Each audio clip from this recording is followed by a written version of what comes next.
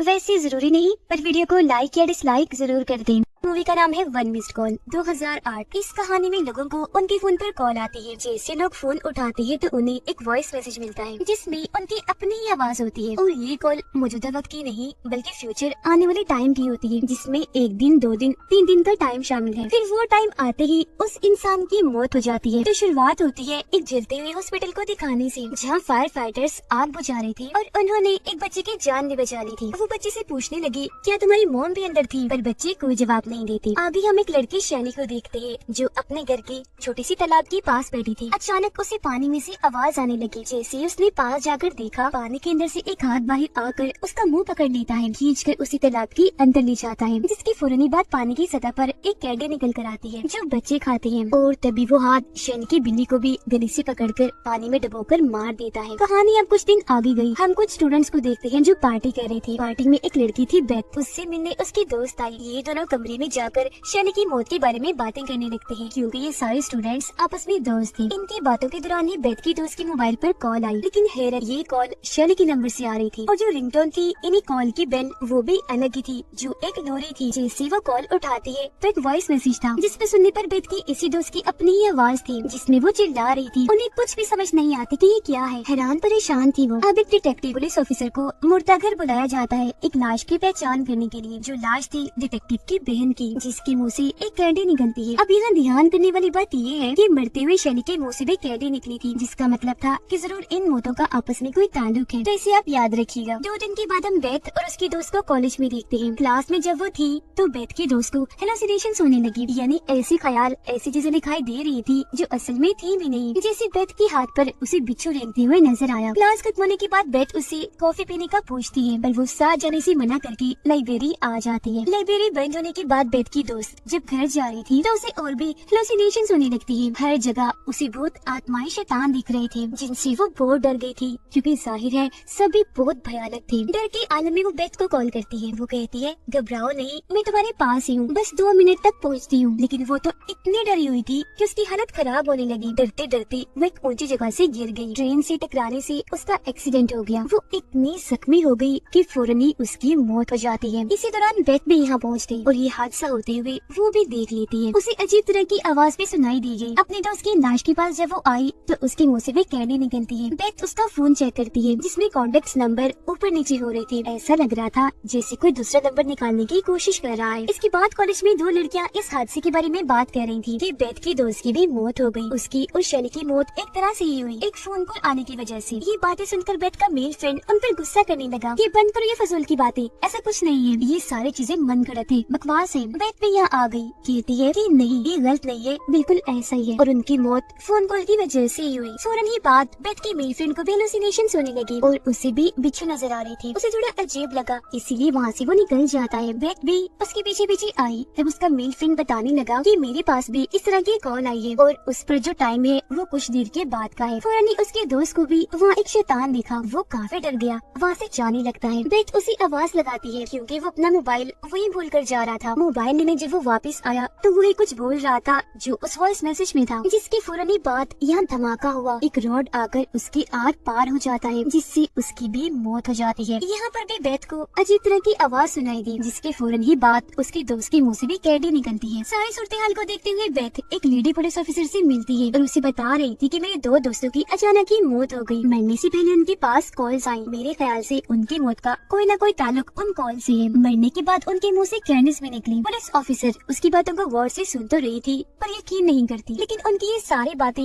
वो डिटेक्टिव सुन लेता है, जिसे हमने शुरुआत में देखा, जिसे मुर्दा घर में बुलाया गया था। वो बेथ को बताता है कि कुछ दिन पहले मेरी बहन की भी मौत बिल्कुल इसी तरह से हुई। शैली जिसकी मौत तालाब में डूबने से हुई, वो और मेरी बहन एक हॉस्पिटल में नर्स थी। पहले मेरी बहन की मौत हुई, फिर 2 दिन के बाद शैली की। मेरी बहन के मुँह से भी लाल रंग की कैंडी निकली थी, इसलिए मैं भी इस बात को मानता हूँ कि जरूर इन फोन कॉल्स, कैंडीज और इन मौतों के बीच कोई ताल्लुक है। वो फिर बेथ को अपना मोबाइल नंबर देते हुए कहता है कि कोई भी मदद चाहिए राब्ता कर लेना, मैं भी इन सब मरने वालों की फोन कॉल्स की डिटेल्स निकाल कर तुम्हें बताऊंगा।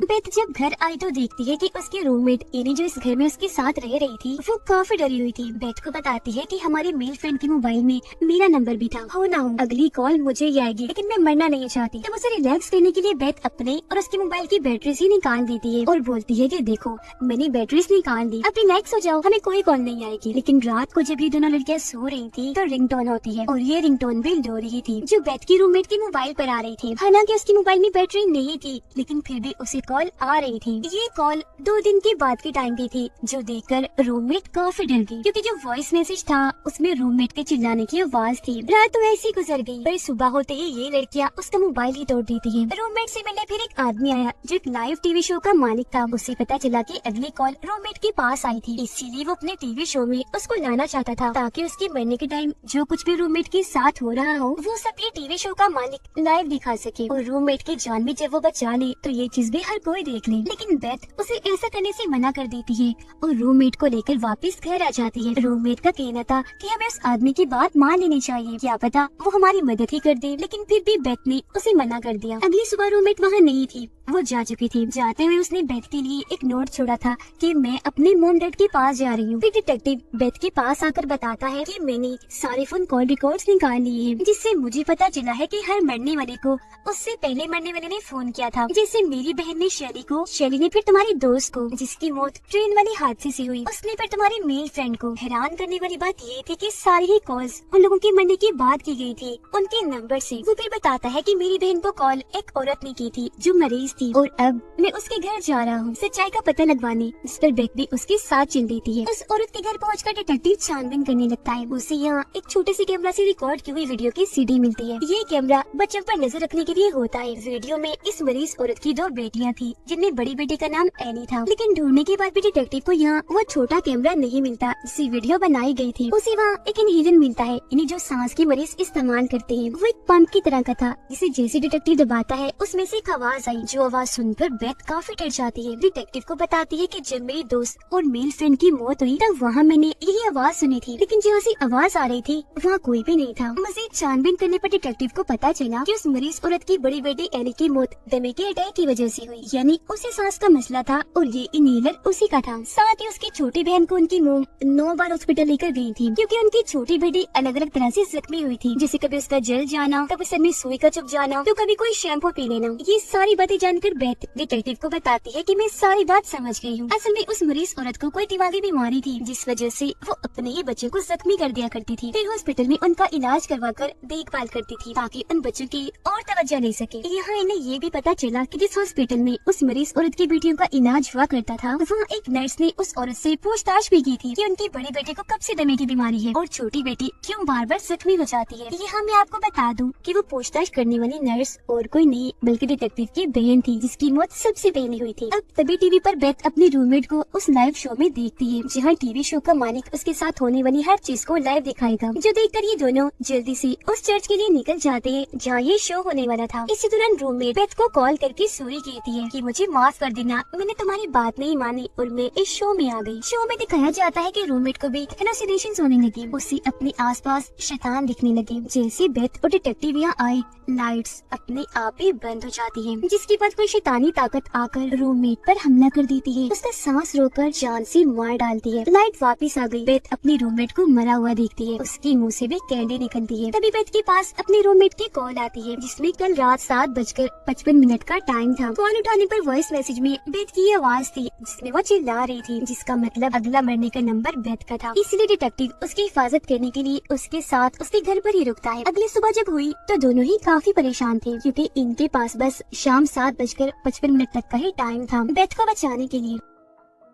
डिटेक्टिव को फिर उस मरीज औरत की बेटी यानी एनी की छोटी बहन के बारे में पता चला जो अब एक ऑर्फनेज में है, एक ऐसी जगह जहाँ उन बच्चों को रखा जाता है जिनका इस दुनिया में कोई नहीं होता। वहाँ जाकर पता चला कि ये बच्ची और कोई नहीं बल्कि शुरुआत वाली बच्ची है जिसे फायर फाइटर्स ने जलते हुए हॉस्पिटल से बचाया था। ये दोनों उसे उसके मोम के बारे में पूछते हैं पर शुरुआत की तरह ही वो कोई जवाब नहीं देती। जब फायर फाइटर्स ने पूछा था कि तुम्हारी मोम हॉस्पिटल के अंदर थी, लेकिन तभी बच्ची के बालों में से लोरी की आवाज आने लगी और ये लोरी वही थी जो रिंगटोन बनकर बजती थी। फिर इस चीज को नजरअंदाज करके बेथ और डिटेक्टिव बाहर आए। वो फैसला करते हैं कि हम अलग अलग जाकर एनी की मोम यानी मरीज औरत के बारे में जानकारी इकट्ठा करेंगे। लेकिन जैसे बेथ वहाँ से जाने लगी, उसकी नजर एनी की बहन की खिड़की पर गई, जिसके पीछे एक भूत खड़ा हुआ था। इसके बाद बेथ उस हॉस्पिटल में जाने का फैसला करती है जहाँ पर एनी और उसकी छोटी बहन का इलाज हुआ था। इस बारे में वो डिटेक्टिव को भी बता रही थी कि मैं उस हॉस्पिटल में जा रही हूँ। वो अंदर जाने की कोशिश करती है पर सामने वाला दरवाजा लॉक था, इसीलिए वो पिछले दरवाजे से जाने की कोशिश करने लगी, लेकिन ये दरवाजा भी लॉक था। पर तभी वो अपने आप ही खुल जाता है। हॉस्पिटल के अंदर आकर बेथ सुराग ढूंढने लगी, लेकिन तभी कोई शैतानी ताकत अंधेरे में बेथ पर हमला कर देती है और खींचकर उसे अपने साथ ले जाने लगी। इसी वजह से वो काफी डर गई, जोर से चीख मारती है, जैसे तैसे अपनी जान बचाकर वहाँ से भाग गई। बेथ को यहाँ डिटेक्टिव मिल जाता है। ये दोनों यहाँ से बाहर निकलने की कोशिश करते हैं पर निकल नहीं पाते क्योंकि सारे दरवाजे लॉक्ड हो गए थे। फिर जैसे ये कमरे में आए, कुछ शैतानी ताकत अब डिटेक्टिव पर हमला कर देती है। वो उसे हवा में उठाकर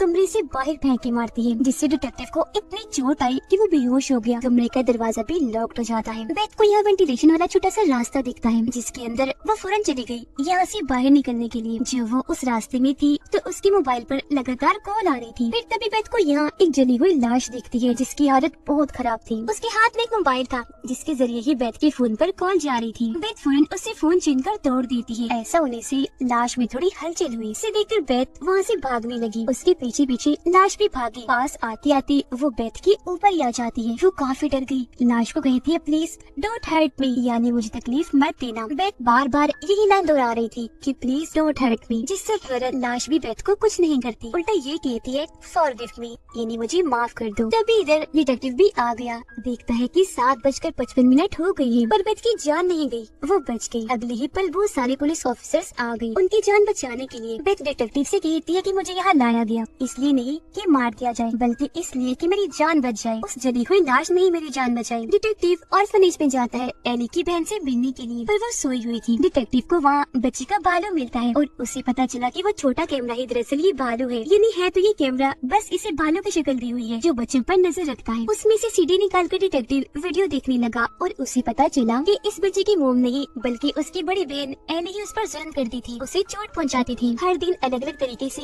वो अपनी बहन को जख्मी करती थी। ऐसा करने से उसे बहुत मजा आता था। लेकिन एक दिन उनकी मोम ने देख लिया कि एनी अपनी छोटी बहन का हाथ काट रही है। एनी की इस हरकत पर उसकी मोम को काफी गुस्सा आया। उन्होंने उसे कमरे में बंद कर दिया। छोटी बेटी को वो हॉस्पिटल ले गई। इसी दौरान एनी को दमे का अटैक हुआ। वो अपनी मोम को कॉल करने लगी पर इसी दौरान ही उसकी मौत हो गई। डिटेक्टिव के साथ ये वीडियो एनी की छोटी बहन यानी वो बच्ची भी देख रही थी। वो बच्ची से पूछता है कि तुम्हारी बहन तुम पर जुल्म किया करती थी, इस बारे में तुमने अपनी मोम को क्यों नहीं बताया? बच्ची बोली, मुझे जख्मी करने के बाद मेरी बहन मुझे एक कैंडी दिया करती थी, इसीलिए मैंने ये बात मोम से छुपाई। उधर बेथ जब घर में अकेली थी तो उसके पास एनी की आत्मा आती है जिसे बेथ नहीं देख पाती। तभी यहाँ डिटेक्टिव आ गया। बेथ को सारी बात बता देता है जो उसने वीडियो में देखी और कहता है कि तुम सही कह रही थी, एनी की आत्मा ही सबको मार रही है और उसकी मोम ने ही तुम्हारी जान बचाई जो वो जली हुई लाश थी। उनकी बातों के दौरान ही दरवाजे पर दस्तक हुई। डिटेक्टिव दरवाजे के छेद से देखने लगता है। हालांकि बेथ उसे ऐसे करने से मना भी करती है पर वो नहीं मानता। अगले ही पल एक चाकू उस छेद से आकर डिटेक्टिव की आंख में घुस जाता है। उसका सर चीरते हुए दिमाग में घुस गया और तभी दरवाजा खोलकर एनी की आत्मा अंदर आती है बेथ को मारने के लिए, जो अब बुरी तरह शैतान बन गई थी। लेकिन एक बार फिर एनी की मोम यहाँ आकर बेथ की जान बचा लेती है। डिटेक्टिव की हालत इतनी खराब थी कि उसकी भी मौत हो जाती है। उसके मुंह से भी एक कैंडी बाहर आती है। उसके मोबाइल से फिर नंबर अपने आप ही डायल होने लगते हैं अगले शिकार के लिए। अब यहाँ मैं आपको इस मूवी का खुलासा कर देती हूँ और वो ये कि एनी ही शैतान थी। असल में बचपन से ही उसमें शैतानी हरकतें थी। जैसे अपनी बहन को जख्मी करने के बाद वो उसे कैंडी देती थी, लेकिन जब उसकी मौत हुई तो वो एक पूरी शैतान बन गई और फिर लोगों को मारने के बाद उन्हें कैंडी देती थी। इसीलिए हर किसी के मुंह से कैंडी निकलती थी। और जिस तरह से उसकी मौत हुई अपनी मम को कॉल करते करते, ऐसे ही वो लोगों को मारने के बाद उनके नंबर से अगले मरने वाले इंसान को कॉल कर दिया करती थी। और इसी के साथ ये कहानी इधर ही खत्म हो जाती है।